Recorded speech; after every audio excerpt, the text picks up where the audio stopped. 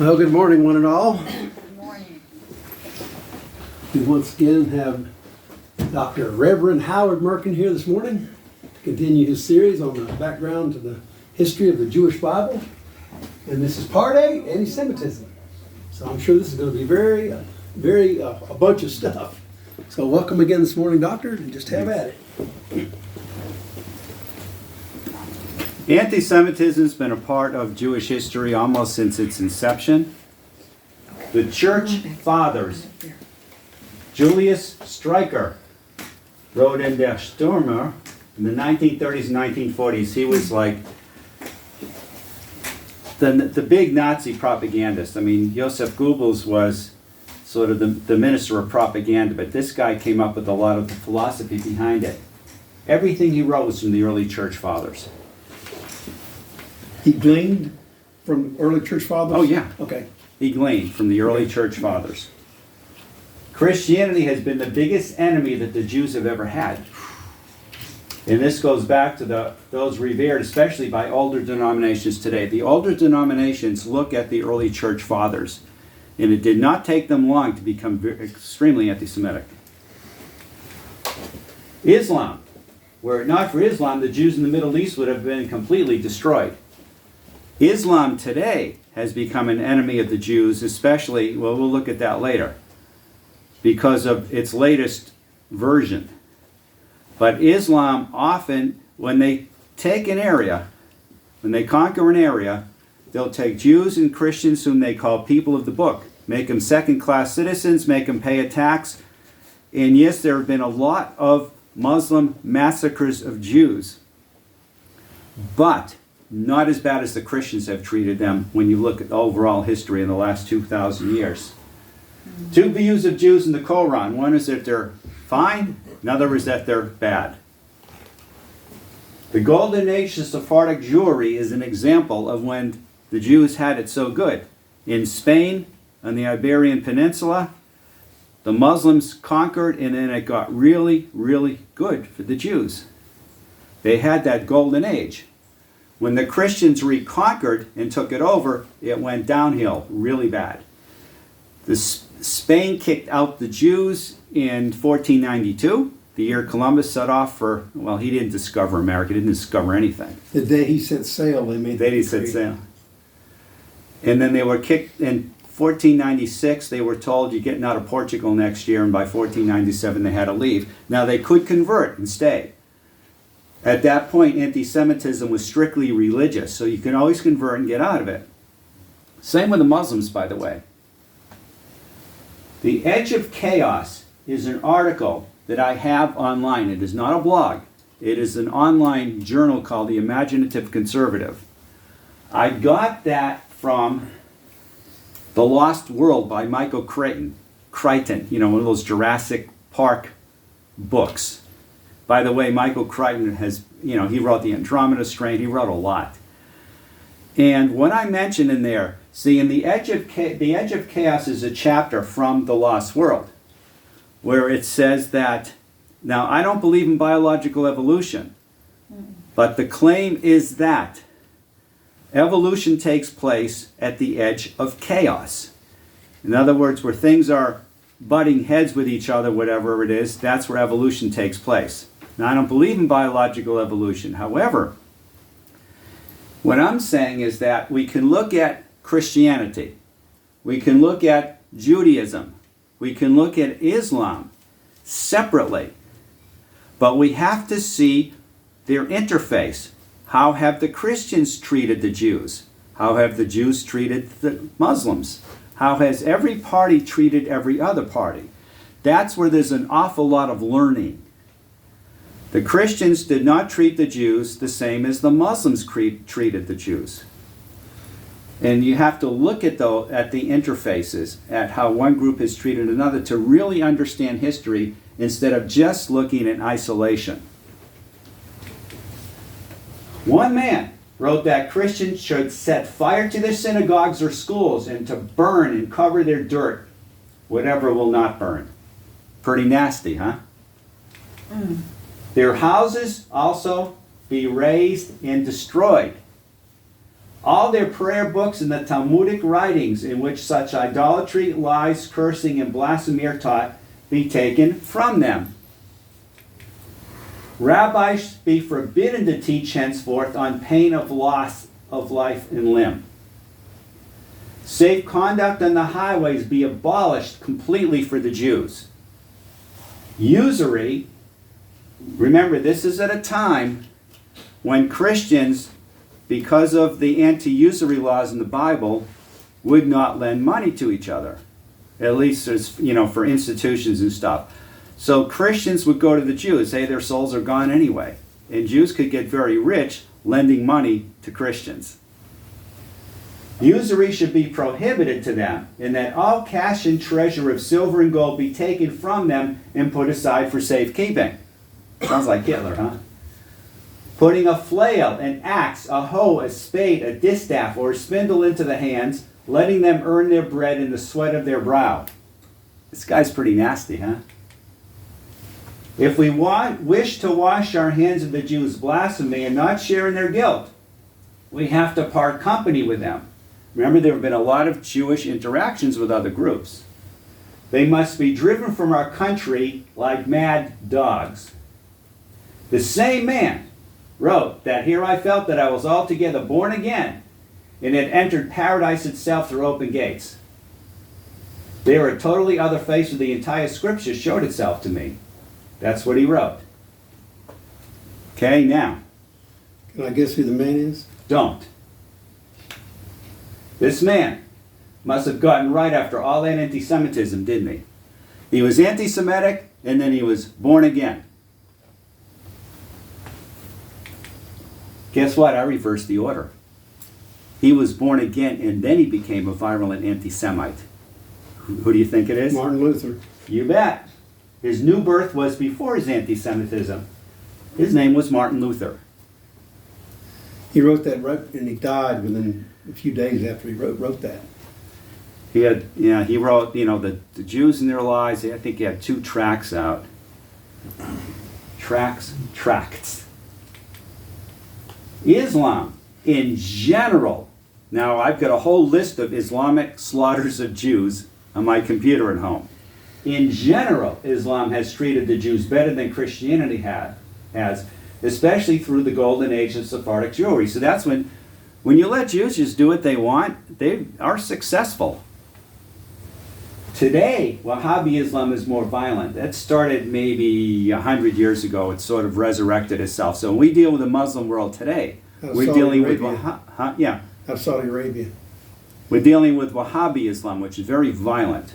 It has not been the Islam of the last 1400 years, 1800, whatever. It started in 600 something AD. It's more violent. And Christianity is not as anti-Semitic. But now when we see about modern Israel, we'd be surprised at what happened in 1973. Churches turned against Israel, even though Israelis lost people in that war so that they wouldn't have to destroy the church buildings during the fight. How to destroy the Jews? Assimilation, when there's little or no persecution. The U.S. today, at least 50% of the marriages that Jews have are between Jews and Gentiles. That's assimilation. That actually destroys Judaism. Conversion, forced versus voluntary. Forced conversion, there have been forced conversions. It can be voluntary, and then in a sense, like my ethnic I am a Jew who converted to Christianity, so my religion is not Judaism, but it is Christianity. My ethnic background is Jewish, like I'm a white American male. But I stand in front of God as a Christian. Physical annihilation, kill them all, or kill a whole bunch of them. And destruction of the Talmud. That 6,000 page volume, if you translate it into English, has kept the Jews together. Even though a lot of it's wrong, it's the stuff Jesus argued against. Surprisingly, it's helped keep them together. They get away from that and they assimilate. The term anti-Semitism itself, see, Semitic used to mean just a family of languages. Aramaic, Hebrew, Arabic, they're cognate languages, even if they use different alphabets. But it was extended. In 1879, the term anti-Semitism, it's Antisemitismus in German, was coined by German journalist Wilhelm Marr to designate anti-Jewish campaigns then appearing throughout Europe. He hated the Jews. He's considered the father of racial anti-Semitism. See, racial anti-Semitism you can't get out of by converting. And he was apparently trying to make it, we don't hate Judaism, we just hate the race. Types of anti-Semitism. There's been a bunch. Pagan anti-Semitism. In Exodus 1, 8 through 12, oppressed them. Pharaoh didn't know his history. Knew Pharaoh, didn't know Joseph. And he wanted to, he made them slaves because they were so numerous.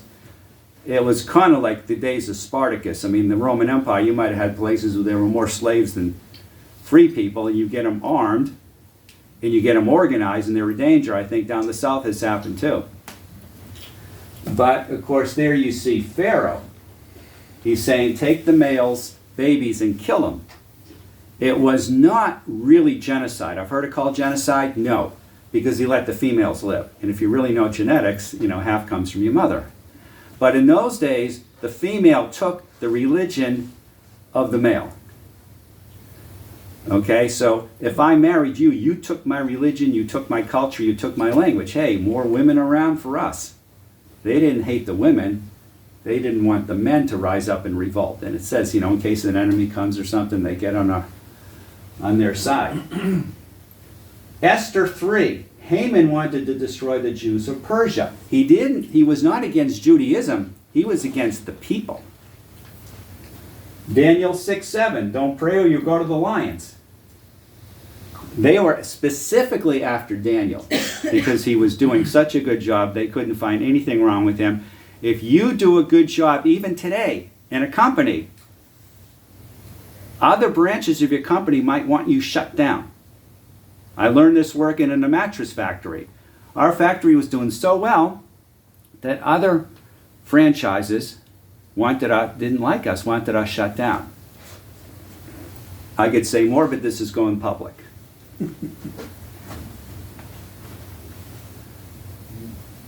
It includes Roman anti-Semitism, the writings of Cicero and Tacitus. That's pagan. There's national anti-Semitism. The Jews are bad for our country. Christian anti-Semitism. Augustine, I kid you not, if you look at, here's the Bible where the Bible's heading, and here's where the church is heading. Why the difference? First, look to Augustine. Personally, I believe he has done more damage to the theology and to the church than any other person in history. He is the basis of, really, Catholicism, Orthodoxy, much of it. Certainly Reformed theology. Reformed theology, Luther and Calvin. Luther, when he wrote Bondage of the Will, that's Augustinianism. And Calvin, Institutes of the Christian Religion, Augustine's teachings. And a lot of it's terrible. He was right about the Trinity, deity of Christ and all that. The church fathers got that one right. But they got wrong on this. It was a replacement theology. Here's Rome crumbling, and Augustine's trying to make sense out of it. Well, and you can see there's some promises given to the Jews had not yet been fulfilled. And where are the Jews? Their temples destroyed. They're all over the planet, or at least, the known world. Well, then I guess God has taken these promises and transferred them to the church. Thank you, Augustine. He wasn't the only one who believed that. But his writings prevailed. Prevailed. It's religious anti-Semitism. Economic anti-Semitism. Here's an example. You're in Europe. You're a farmer. You're working an awful lot of hours. Hard, physical labor in the days before mechanized agriculture. Now, here are the Jews, not allowed to own much land, if any. So the Jews get into business, in commerce, or maybe they're peddlers. And there's more cash flow in those professions. So you start getting jealous. They're not working so hard and they get all the money. Well, you get all the land, you get all the livestock, but of course that can be ignored. Peddlers would often have huge packs in their back, whatever. They have Jewish peddlers going from town to town selling things. But when you get into banking and stuff, lending to Christians, because Christians early on in the medieval days could not borrow from other Christians, so you might need a church or something. You need, for commerce to get going, you need to borrow. Now that is debatable, but that's kind of how society has worked. So you go to the Jews, so they get rich and they don't seem like they're working as hard. Anyone can look today at a farmer or a factory worker and say, hey, the person in the office isn't working as hard. Right? They're sitting there in front of a computer in a nice air-conditioned office and they're making more money. It's the same type of thing. So economic anti-Semitism, political anti-Semitism, they're bad for our country. Pat Buchanan, there's an example. You know him? Yeah, you talk about the... There's his remark about... No, I don't know about the remarks he made, but I know you're talking about. What did he say? Oh, he said, basically, I forget his exact words, but all this push, in our government towards Israel is because of, it's like the Jewish lobby and the Amen chorus in Congress. He said something like that. That's that old type of, I call it Catholic anti-Semitism. Social anti-Semitism. I don't want my daughter marrying a Jew. Okay? My hometown, Swampscott, Massachusetts, when I was a kid, you could caddy at Tedesco Country Club golf course. My father said, if you caddy there, don't tell them you're Jewish. Jews could not be members. Marblehead Neck, where the richest people in Marblehead lived. I remember driving through there on the way to Chandler Hovey Park, where the lighthouse is, and my father said, we can't live here because we're Jewish. They will not, I said, how's that? They will not sell a house to Jews or blacks. It was legal back then. It's no longer legal. Tedesco finally let Jews in and even invited my parents to join. They went to Kernwood Country Club instead, which I think is predominantly Jewish. But those things were legal back then. My first paying job, Hayes Bickford's Pancakes and Family Fare, which has since been taken down, in Vinton Square in Swampscott, Massachusetts. My father picked me up from work because I wasn't even old enough to drive. He said, you can't work here. I said, I am working here. He said, no, you can never be a boss because you're Jewish. Never be a what? A boss, a manager. I was a busboy. And he grew up in times when that, World War II, good night, it was terrible for the Jews here. We had an anti-Semitic State Department. People were blaming the Jews. I'm not even getting into these books I've read about, I forget that book now, but it mentioned people in New York, Detroit was Father Coughlin, who can forget him? But New York and Boston. New York, it was more like street brawls. Boston, it was lectures. Catholic Action, it was called. They were going against the Jews during World War II. Racial or scientific anti-Semitism, now you can't convert out of it. It's not religious anymore. It didn't start out that way. It became that within the last couple of hundred years, especially since Darwin. Jews are of an inferior race. In other words, people in Northwest Europe are more evolutionarily advanced. People in Southeast Europe, Slavs, Jews, Poles, they're not as good, maybe not as high up the evolutionary tree. World War II. And that's why the Germans treated the Poles much worse than they treated the Dutch. Anti-Zionism, that's what you run into a lot now. The Jews do not have a right to the land of Israel. Now the Jews themselves in Israel will debate how to treat the Palestinians. Should we give them a state? Should we not? On and on it goes. But to say that the Jews have no right at all to the land, that's anti-Zionism.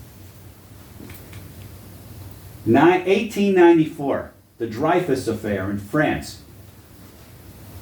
A Jewish French officer was accused of handing secrets over to the Germans. It turned out someone else was doing it. Took them a long time to prove it. But it really split France. I mean, people pro-Dreyfus and anti-Dreyfus. This guy was on Devil's Island in French Guiana. He finally was released, reinstated. He was able to do some fighting in World War I.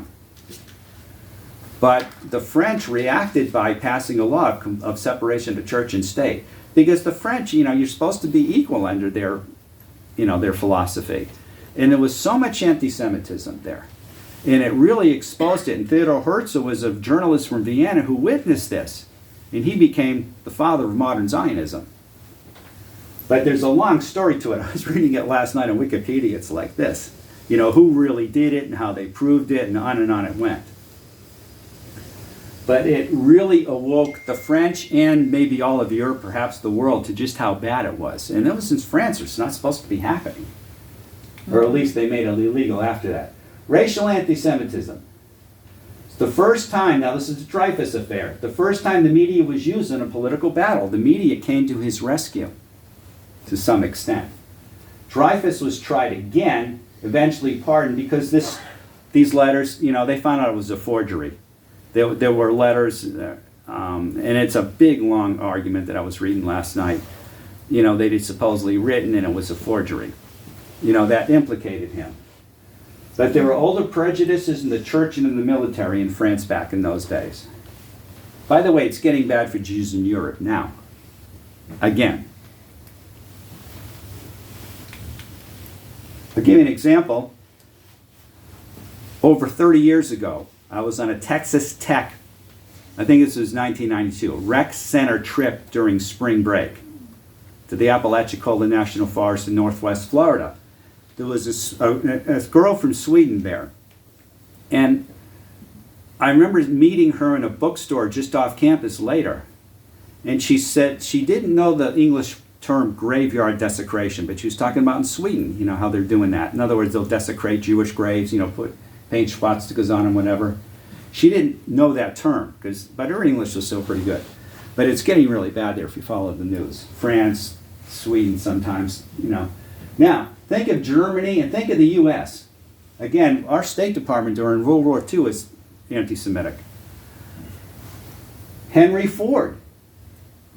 He was buddies with Hitler. Joseph Patrick Kennedy, the father of President Kennedy, Robert Kennedy, Senator Kennedy from my home state of Massachusetts. It's interesting. His father, Joseph Patrick Kennedy's father, was Patrick Joseph Kennedy.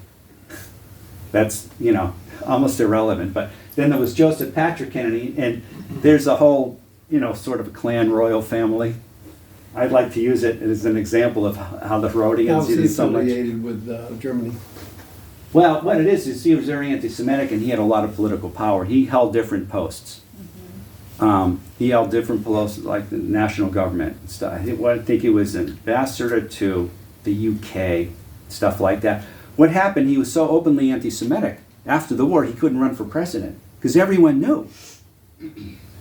So he figured he'd put his sons in office instead. He was a bootlegger. Yeah, Yes. he did some of that. That's where he made his money. Well, he made his money in other investments. Yeah. Also, when the stock market went down, from what I've read, he figured everyone's overreacting. He bought up a bunch of stock that everyone was dumping. That helped him. He was very wise with business.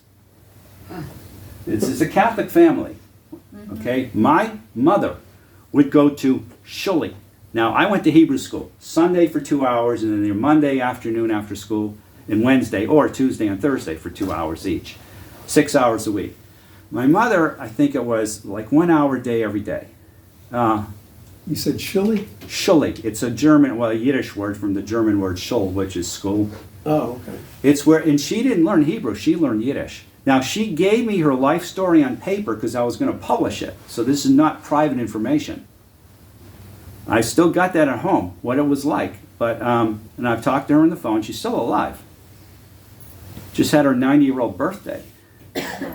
And, the women in her side of the family lived forever. Where was she during World War II?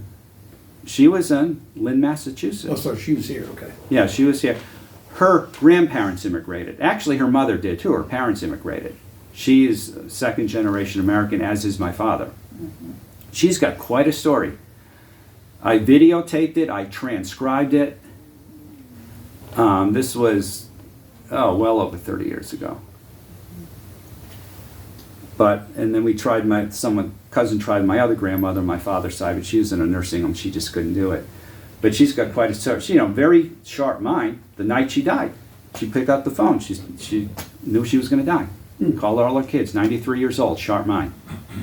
But the thing is, what my mother would say was, surely they learned Yiddish and not Hebrew. It was very non-religious, very anti-religious, very secular, believe it or not. Judaism could go in that direction, and when the Chalutzim, the pioneers, the first immigrants to Israel, a lot of them were like that. They weren't into Judaism, they were into building the land. They were like anti-religious. They come out of Russia, Poland, places like that. But she told me that she'd be accosted by Christian girls on the way to Shuli. Give me money if you want to get by. Something like that. Yeah, it was really bad here. But not generally beatings and stuff, but it was that, not as bad as Hitler, but it was bad here. General Patton, our hero. How was he anti-Semitic? What did he do? I'll show you in a minute. Okay. 1903, there was a Russian forgery, Protocol of the Elders of Zion. It has been proven to be a forgery. It still finds its ways in the Arab world. A bunch of Jews that get together, and I guess once a year, and they're older, they're going to take over the world. That's true, by the way. I'm here to take over Tennessee. You didn't know that? Okay. But people believe that. The anti-Semite Henry Ford published 500,000 copies of Protocol of the Elders of Zion. He also published parts in the Dearborn Independent newspaper when he bought it. Now, I have read that afterwards he realized it was wrong, and he stopped publishing it. But here's Patton. Harrison and his ilk believed that the displaced person... Now, here's the displaced person. After the Holocaust, you went into camps, concentration camps. The Russians freed some, the Americans freed some, depending on who got to the camp first. Then, they had no place to go. They're trying to get home. People have taken over their homes. They're killing the Jews still, just for trying to get home, get their belongings back. They're wandering around Europe, no place to go. Displaced persons, so they put them in DP camps, displaced person camps. The displaced person Harrison and his ilk believe that the displaced person is a human being, which he is not. And this applies particularly to Jews who are lower than animals. That's our hero, Patton. Wow. Now, you wouldn't believe how many of our leaders were like that. Jew hatred has become racial anti-Semitism. It's not against Judaism as a religion. Now, it's become racial, especially since Darwin. Jews want to take over the world. What has happened is that communism said everyone's equal. So if you're Jewish and you're persecuted because you're Jewish, it seems like a pretty good deal. So what are the communists doing? They're trying to take over the world. What do? You blame the Jews. Remember, communism did start with German Jews. It was thought up by Germany. It wasn't a Russian thing. It was foisted onto Russia and then onto China. But they were not... Marx is Jewish, right? Marx? Yeah. He's Jewish. Yeah, so it's easy to say it's all their fault. I mean, Jews rose to prominence in some, like in Russia and stuff, for a while. I mean, then Russia became very anti-Semitic. But the thing is, it promises equality, and Jews are very egalitarian to this day. That's why the kibbutz movement is the only place where communism has ever worked. Because you don't have a boss that's taking all your money. Everyone's getting the same salary. You eat in the common cafeteria. Now this is dying off. At least in the years gone by, you ate in the common cafeteria. It started out, you shared the same clothes. Finally, women got, wanted their own blouses, and it was all downhill since then.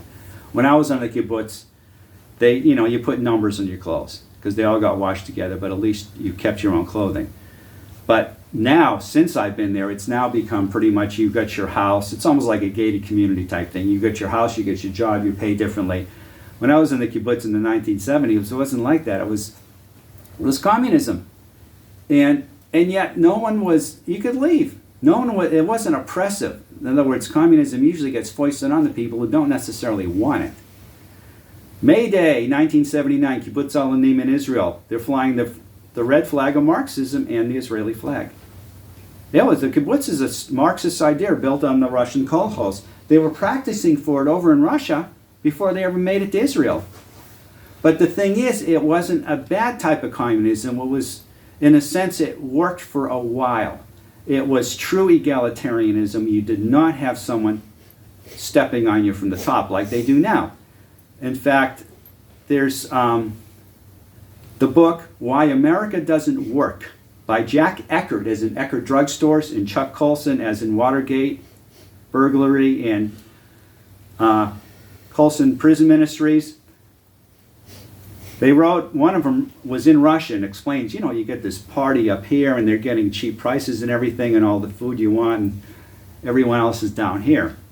There's another one by Shipler, who was a reporter in Russia for 4 years and actually went back for a visit, and he wrote a book about it. He's written a few books. And he mentions the same type of thing. It's very oppressive. But in Israel, it was not oppressive. It's the only place it's ever worked without being forced on you. But the thing is, if you're Jewish and you're in these countries where you're a second-class citizen and have been that way for centuries, hey, make everybody equal sounds good to me. You can't get out of it by converting. See, you could in the old days. Right? The Catholics would say, convert or leave the country. But you can convert and you were fine. You know, the Inquisition was set up because some Jews were converting outwardly, but it was believed they were practicing Judaism secretly. So the Inquisition, if you were an outward Jew, you were safe. They were going after the people they call, if you converted, you were called a converso, and marano, which means pig, if you were converted but you were really at least believed to be practicing Judaism in secret. That's the one the Inquisition was after. Those maranos. You can't get out of it by converting. Okay, with this newer, now it was first, it's been national, it's been pagan, it's been national. It became religious, especially with the early church, and then it kind of went. Well, now it became racial. More assimilation led to racial anti-Semitism during the 19th and 20th centuries. One thing I hate about history, 19th centuries is the 1800s, 20th century is the 1900s. I hate the way we do that. It makes it harder to remember. But, there was more of it because there was more assimilation. When there's freedom, Jews assimilate. I married a Gentile. Okay, now, Noah, Abraham is the 10th generation from Shem. Remember, Noah had 3 sons, Shem, Ham, and Japhet. Semite and anti-Semitism are terms that come from anti-Semites, by the way. But the Shem is where they get the Semite from. Is anti-Semitism a good term? Well, it could be debated. It's like, should we really call it that? Considering it really means a descendant of Shem, or might have, been used at one point for a family of languages. And is it the same as anti-Zionism? People can say, I don't like Jews, I just don't like what's going on in Israel. Think of that. Yes, and the Israelis have in the past been divided as far as how to treat the Palestinians. But the Israelis themselves don't say, we shouldn't be here. Although the ultra-Orthodox are saying we shouldn't establish a state here, only the Messiah can do that. And I will get, the last presentation we get into that. Because this is public. Let's just say I've got connections with Israel. Weekly, when I want them. And I find out what's going on there. And you can get on YouTube and watch videos. And it's interesting, it's becoming a higher and higher percentage of the Jews are religious Jews now. And religious Jews don't always have to serve in the military, and they want kind of a rabbinocracy. They want Talmudic law to take over the country. And that really gets, with a lot of the Jews, the other Jews, no, we don't want that. We want to be able to travel on the Sabbath. We want to be able to do certain things. We want to be able to maybe eat food that isn't kosher. Isn't it the Orthodox Jews are refusing to let their sons go into the IDF? Yeah. Because of this philosophy. Yeah, well, when when everyone gets drafted, usually when they're 18, and I'll mention, it's the number 13. This is what's what, number 8. Mm-hmm. The exceptions, you know, people that are, you know, can't handle it mentally or physically, or those that are religious, and if they're men, if they're studying, of course, pregnant women and stuff too. If they're studying all the time, they get some exemptions, and it's, you know, when it's a small percentage, you could kind of tolerate it. It's becoming a larger percentage now, and they don't do well for the economy. They're not working necessarily high-paying jobs. They get all kinds of tax breaks. There's a lot of resentment. It's kind of like, you know, here in America, we sometimes, and it's wrong, we look down on immigrants. Well, they take our jobs, they don't pay taxes and stuff. It's a little bit of the same thing. They're not paying taxes, they're not going into the military. They're leeching off us. It's interesting, Williamsburg, New York, with 300,000 Hasidic Jews, last I heard. The men work there. It is not the women carrying the weight while the men study. The men work, they also study. Israel, the men don't, you know, the religious ones often don't work, and the women have to carry the weight. With a high birth rate, that's an awful lot of work, and they have to do the work too to supply the income. Mm. They're living in poverty. We'll look at that more later. But is it the same as it? But they are, some of them say we should, in fact, get on Netflix, watch Stiesel. 3 seasons. They had problems filming because COVID hit. You know, plus you're in a neighborhood in Israel and you got to be very sensitive. But Stiesel, in one of the episodes, it's like it was on Israeli TV, and of course we get it here subtitled, mostly in Hebrew, some is in Yiddish. And if you don't know the difference, a couple of minor points are going to go over your head. If you at least, because they don't say Hebrew Yiddish, they'll start speaking Yiddish, and at one point they're speaking Yiddish that the kids don't understand. And one of the kids do understand it. If you don't understand, if you can't tell the difference, it goes over your head. But basically it's subtitled. And in one episode, it's an Israeli holiday and the planes are going to fly overhead, and the patriarch of the Stiesel family is teaching in a school, and he says, no, we're not going to go outside and look. See, they don't want to honor Israel. It's like they'll have not alarms, sirens that go off, and I think it's Israeli Independence Day, and everyone's supposed to stand still, and the religious Jews just carry on. It builds up resentment. But we'll look at that more later. It's the same as it, but most Israelis are obviously pro-Israel. Even the ones that say the Messiah has to set this up. They're not going to say we should all leave the country, give it back to the Arabs. Disinvestment movement. American universities and mainline Protestant denominations, BDS, boycott and divestment. And sanctions, I think is what the S stands for. That's where you see today. The worst anti-Semitism. Bogdan Khmelnytsky. Maybe it's Khmelnytsky, I mean, it's spelled different ways. I don't pronounce whatever that is. I think I might have forgotten an S. 1595 to 1657. The Khmelnytsky pogroms killed 100,000 Jews and wiped out 300 Jewish communities. This was an uprising in the Ukraine. Now, those numbers have been attacked. In other words, was it an exaggeration? They might be. That some of the numbers might have been inflated. The Eastern Orthodox Church is harder on Jews than the Western or the Roman Catholic Church. See, as Western Americans, we keep thinking, oh, the Catholics did this, Catholics did that. We almost don't realize the Eastern Orthodox Church even exists. 100 million in Russia, but we'll just ignore their existence. And this was Eastern Orthodoxy. The Holocaust itself, of course. Jews are hated because of their religion in the Middle Ages, their race in the 19th and 20th centuries, the fact that they have a state today, but it's still anti-Semitism. Reasons for anti-Semitism. Devil hates the Jews. Look at the book of Esther. Mordecai wouldn't bow to Haman. People doubt the loyalty of the Jews. That's why Jews say, I'm going to temple. Where did that temple come from? Well, you had a temple in Jerusalem, because Jews, and if you want to read about this, there's a book in the library here in Oak Ridge, and it mentions that temple bit. They call it a temple because it's, what's the name of the book? It's blue cover, how Judaism became an American religion or something like that. Okay, here's why they started calling it a temple, to show that they do not want to go back to Israel and build a temple. Our temple is here, our synagogue. They started calling it a temple to show their loyalties to their home country. We're not trying to go back to Israel. We're not trying to build a temple. We're loyal Americans or whatever. So we're going to temple.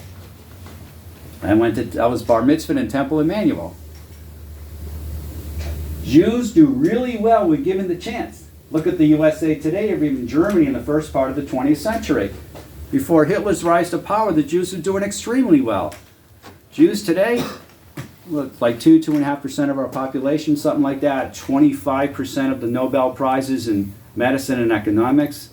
It changes every year, those statistics.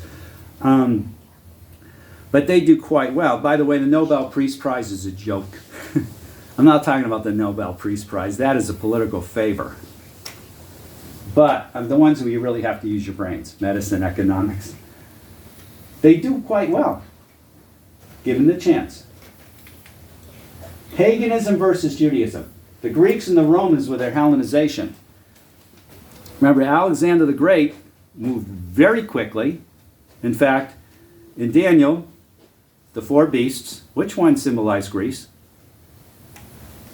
The leopard. Leopards move quickly. In Israel, we made friends with a guy whose parents had been missionaries in Africa. He was an American. His parents had been missionaries in Africa for 5 years. He talks about the time that a lion came into the camp and they had to kill it. But the lion roared. He said if it was a leopard, it just would have, come in and killed us. It's an interesting story. Leopards, but Alexander the Great moved very fast. And his idea was get the world Hellenized, get them speaking Greek, but also bring in Greek culture. And that fractured the Judaism of the people living back there hundreds of years before Christ. So you had different political parties, etc. It caused the first war that we know of that was fought for strictly ideological and religious reasons as opposed to territory and things like that. And I've gone over that. The Maccabees. Antiochus, the fourth Epiphany, so we actually got involved with some Jewish civil war and decided the only way to deal with this, we're not quite sure exactly why he did it, but he tried to stamp out Judaism as a religion. Back in those days of paganism, your gods versus mine, we're not going to stamp out yours. We just hold ours is stronger than yours so we can win in war. The Nazis were into paganism and existentialism. They were not Christians. Now, I don't care if they had baptismal certificates as Catholics or Lutherans. Their philosophy, and I got a book on that, was like that. Book of Romans, God has two main peoples, the Jews and the Christians. And you read Romans. Problem is some people get them conflated. And now all of a sudden, the Christians are the new Jews or something. Jewish emancipation. It's a whole list. Years when legal equality was granted to the Jews. Poland, believe it or not, was very early, 1264. U.S., 1790. Now Jews could be like anyone else. France, 1791, etc. There's a whole list. Reasons for anti-Semitism. Again, replacement theology, Augustine's city of God. God's done with the Jews. Any promises that have not been fulfilled to the Jews have now been transferred to the church. Augustine, Luther, Calvin, again, Luther's bondage of the will, Calvin's institutes of the Christian religion, they're Augustinian. They both draw law from Augustine. Anti-Semitism, it forms the basis for much of Catholic, Eastern Orthodox, Lutheran, and Reformed theology. Actually, that's not anti-Semitism, that is Augustine. In Romans, Paul goes back and forth between physical and spiritual Israel. You've got to see the cut. So the belief that Israel is simply spiritual Israel not only contradicts the Old Testament, but it even contradicts Paul. If you really look at him, he'll change. He'll be talking about spiritual Israel, and then he jumps right to physical Israel. And you've got to see where he makes that change, or you're confused. Like I say, we keep conflating things in our minds. Blood libel. Both communion and matzot. Matzot being unleavened bread. Okay, that Jews used for Passover. The idea was the Jews are out to kill a Christian kid and use their blood to make matzah. Mutzi, my mother used to call it. I guess that's the Yiddish version. Micrococcus prodigiosis.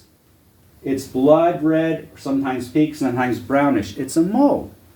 Molds aren't always green. You ever get into like these newer plastic showers and you tend to get streaks of pinkish and you tend to get streaks of green. Okay? In fact, if you look at Leviticus, when it gets into Leviticus 13 and 14 are about leprosy. It talks about leprosy in a house. Reddish streaks and greenish streaks in the plaster. Molds sometimes are reddish. Well, here are the Catholics, here's the bread, here's the Eucharist, and they'll let it sit. And if it gets moldy, well, the Jews must have come in overnight and they think it's the body of Christ. Because Catholics believe in transubstantiation. The Jews came in and beat it, and it's bleeding. Stupid, because Jews don't believe in transubstantiation. They don't even believe in Jesus. Why would they do that? Jews were killed over this.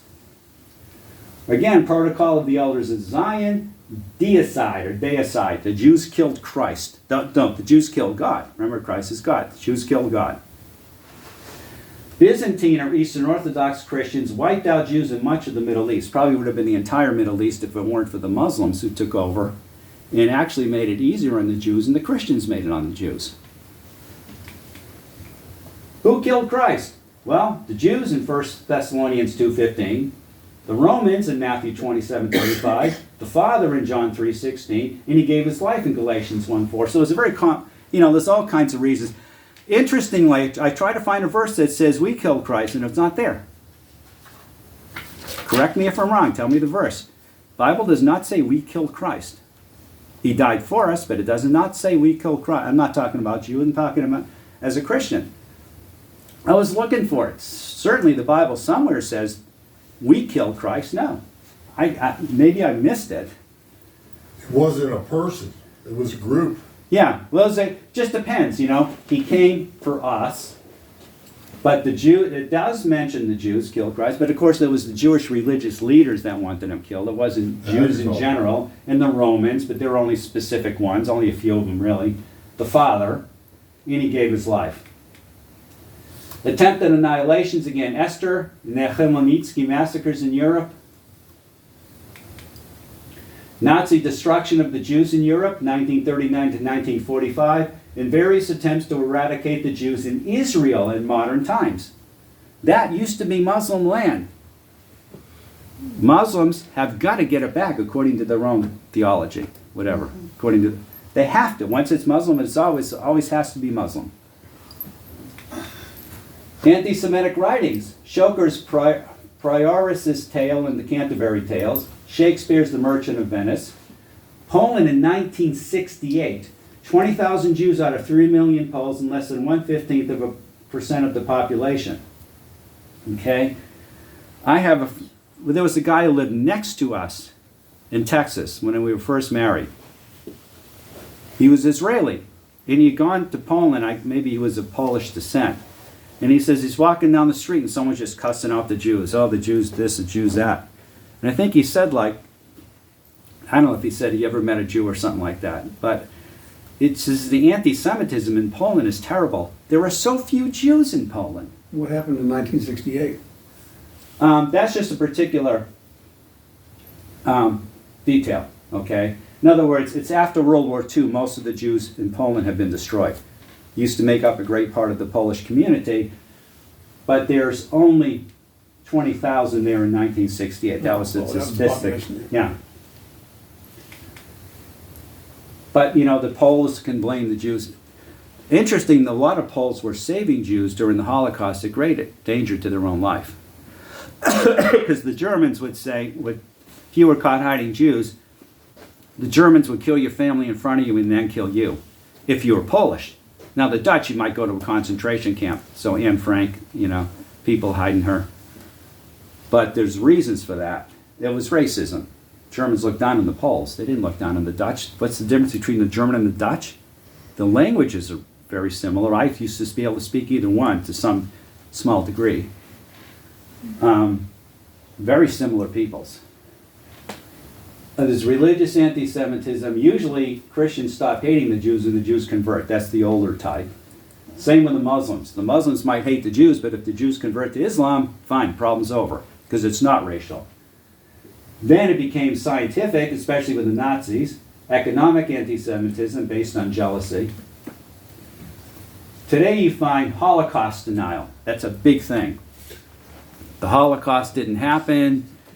It was exaggerated, blah, blah, blah, despite 100,000 corroborating testimonies that they have come up with. By the way, there was a lady in Oak Ridge that died a few years ago, and she had been in different concentration camps. Her book is in our library. Forget the name of it, but I could easily look it up on my computer because I read it. And I keep a log of all these books I read. Her book is much better than Anne Frank's because she had been in various camps. Anne Frank's writing mainly from a hiding place. I'm not running down Anne Frank's book or denying it. I'm just saying there's so much information in there. It's too bad it's not a big popular book, but she did. I think it was written like 91 or something. She just died a few years ago. But I found her book in the library here. Incredible, some of the things. She talks about cats that were as big as rats. No, rats that were as big as cats. Because they've been living off bodies that have been laying around since World War I. You know, a lot of people were killed. And so the rats are eating that are as big as cats that just sleep at night. You have to try to put a bucket on your head or something. Because rats will try to eat you when you're sleeping. Boston, which is a tremendous rat problem. But, you know, the World War I trenches, the rats would start attacking you when you went to bed. Europe, attacks, graveyard desecrations. I mentioned the Swedish girl, but you see it on the news. The Arab world, they published the Protocol of the Elders of Zion, and they got the old blood libel. I mean, the blood libel is so stupid, but it still gets out there. Of course, you know, probably that, I don't think the Arab world is concerned about the communion version. They're probably, you know, the Jews want to make their matzah, and so they're going to kill a Gentile and take their blood. It's interesting, the early church faced some crazy charges too, and some of them were very easy to disprove. You just had to go to one of the meetings. What was the early church charged with? Cannibalism. They're eating the blood in the body. Well, you go to a service and you can see it's bread and wine, so there goes that charge.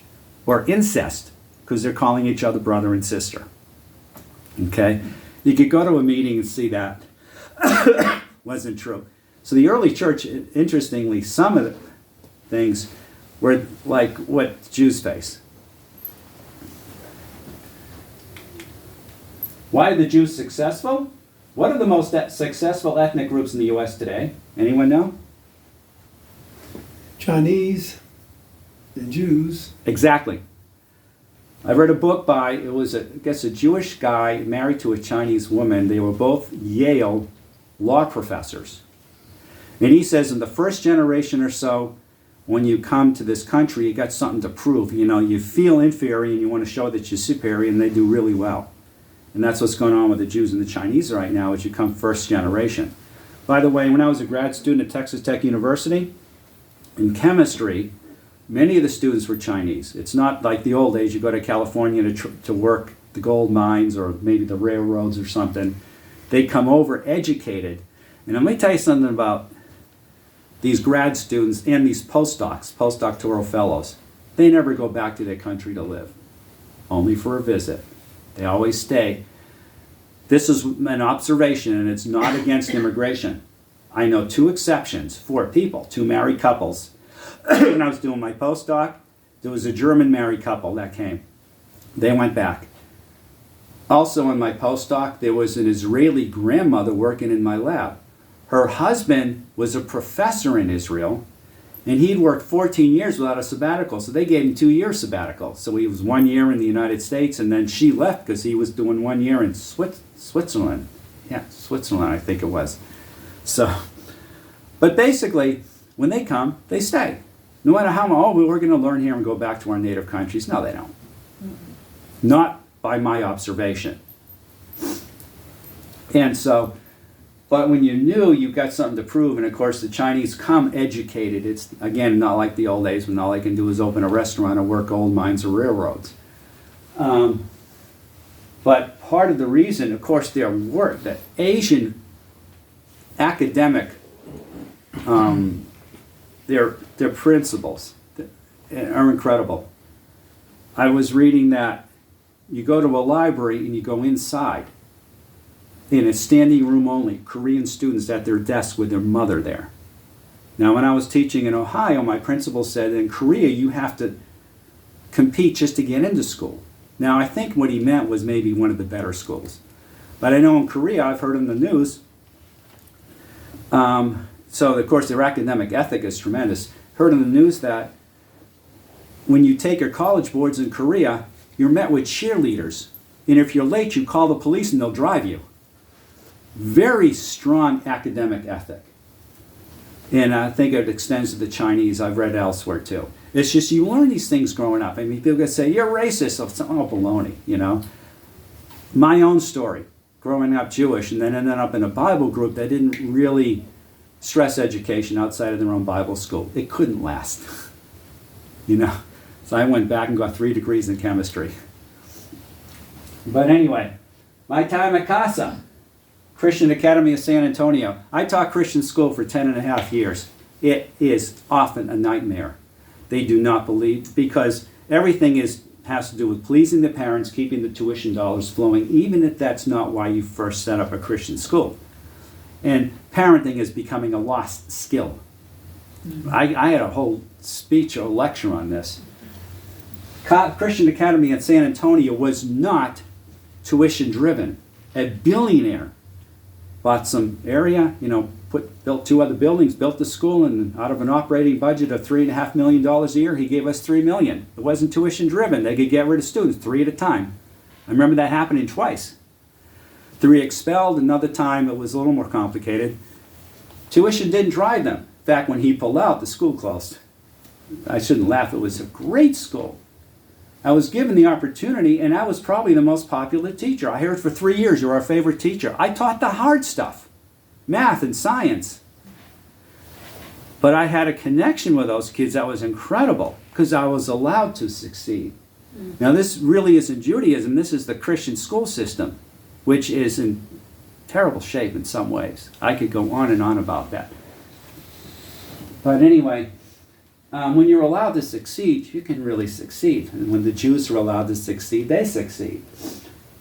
My own story going back to college. I dropped out of college after I got saved. Now, I won't recommend that to anybody. That's how God led me. I was out for 11 years. In that 11 years, I spent a year overseas, and some of that was my old stomping ground because of earlier trips. And I was 6 months in Israel, 6 months in Europe. And then I came back, went to Bible school, and then spent 7 years on 3 mission teams under 5 different team pastors. Now, and what was happening was that was the days when Jerry Falwell was starting to kind of galvanize the church, and I could see all these one-sided arguments. People that had never been in a college classroom in their lives outside of their own Bible schools became overnight experts on U.S. history. And I said, this is stupid. There's 2 sides to a story. Any political decision that helps one group is probably going to hurt another group. And I decided to go, and I was reading on the Vietnam War, and I had to keep looking up words in a dictionary. It's like English is my native language. I can't even read in an adult book, not meaning adult in the bad sense, but just the adult level.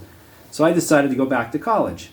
I was going to be a history major, ended up going back for physics, because I like science, and then switched it to chemistry because of all my other courses that have been transferred from when I was first in college. It would not get me out a year earlier. And ended up with 3 degrees in chemistry. It's so instinctive, so part of our culture, that I could not keep away from college. So are the Jews really trying to take over the world? No, one Jew does something, oh, they're trying to take over the world. What, are the Clintons Jewish? The Bushes Jewish?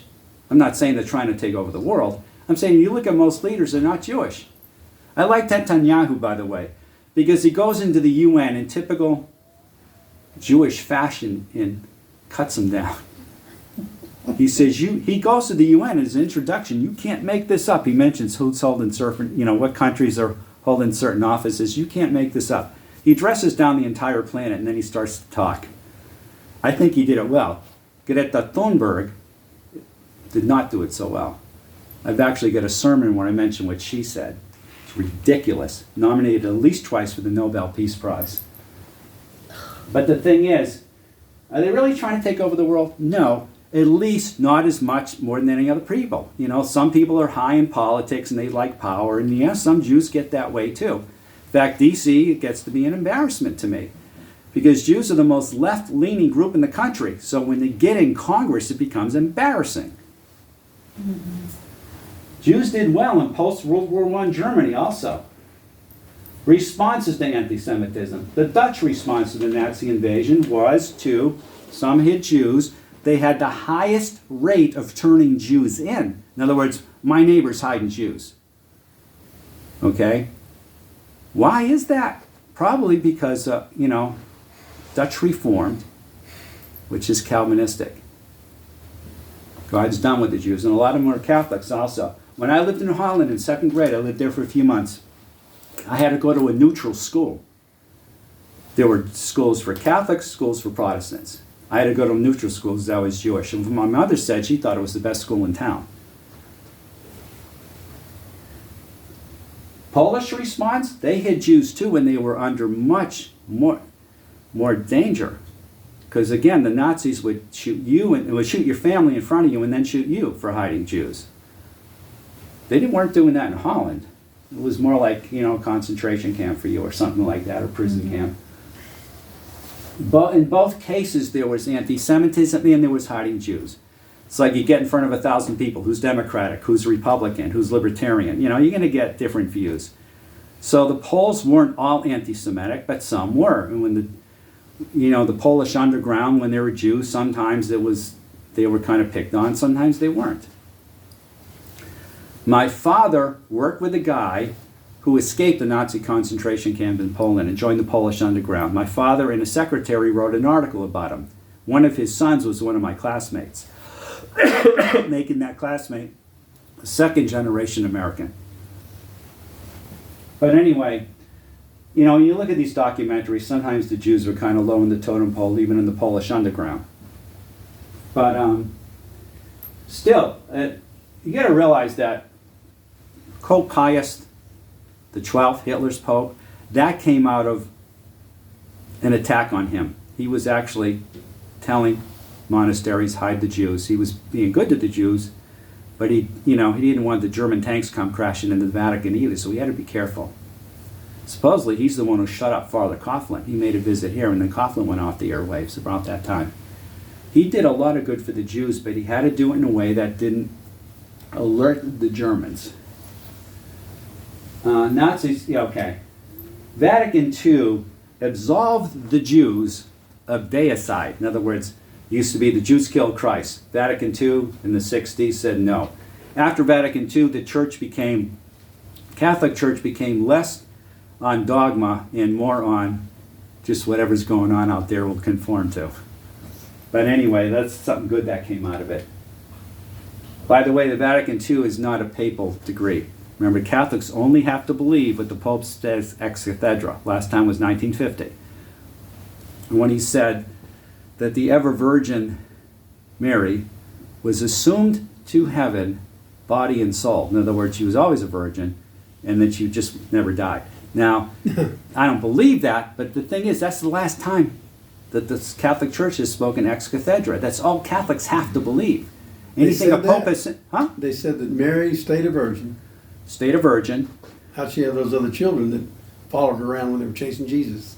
Oh, I agree with you. You're preaching to the choir. Well, I got a Catholic friend, and he said, well, the term brother can be used loosely in the Bible. We're brothers and sisters. So. Yeah. But anyway, no, I know. Now, are men taller than women? Generally. Okay, I'm going to paint with a broad brush. So you can't say, well, I know an exception, Some women are taller, full-grown than a lot of men are. So it's in general.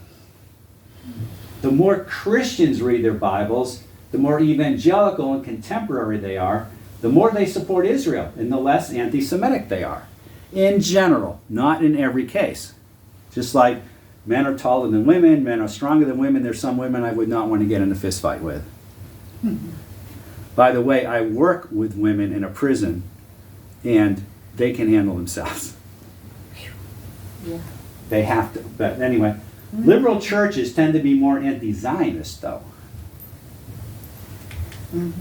Columbus, Ohio. You know, how does the church respond to all this? Columbus, Ohio, I was in a church there, and this guest speaker for Sunday school gives this great eulogy of Luther. I went up to him afterwards and talked to him about his anti-Semitism. He didn't want to talk about it. He says, well, I just spoke at, I think it was Southeastern Baptist Theological Seminary is one of the Baptist ones. And they didn't give me a free pass. But he wouldn't answer the question. He just said, let's talk about something more edifying or something. He didn't even want to talk about it. Great eulogy of Luther. Pope Leo X, who excommunicated Luther, he happened to be philo-Semitic. He liked Jews. Pope Pius XI, there was a guy who was, he was about to have this pro-Jewish thing published, and kind of a Nazi-leaning Jesuit named Lito Chalsky intercepted it. It's still at the Vatican from what I've read. And then Pius XI died. He was actually philo-Semitic. And then Pius XII got a bad rap, but he was philo-Semitic. He actually did a lot to try to help the Jews without standing up too much to the Nazis, probably, and inviting an invasion. I think it was this play called The Deputy, where they said, oh, Pius XII is Hitler's Pope, and it just isn't true. Roman Catholics hiding Jews during the Holocaust. Yeah, I mean, it's, you know, different people do different things. Orthodox priests were speaking against the pogroms. I mean, Russia got really nasty for the Jews. Russian Orthodox Tennessee. Okay. Tsar Martin Nicholas II. Now, Catholics have statues. Orthodox do not have statues, they have icons. And I can show you a church about 12 miles from here where there's more icon than there is wall in the sanctuary.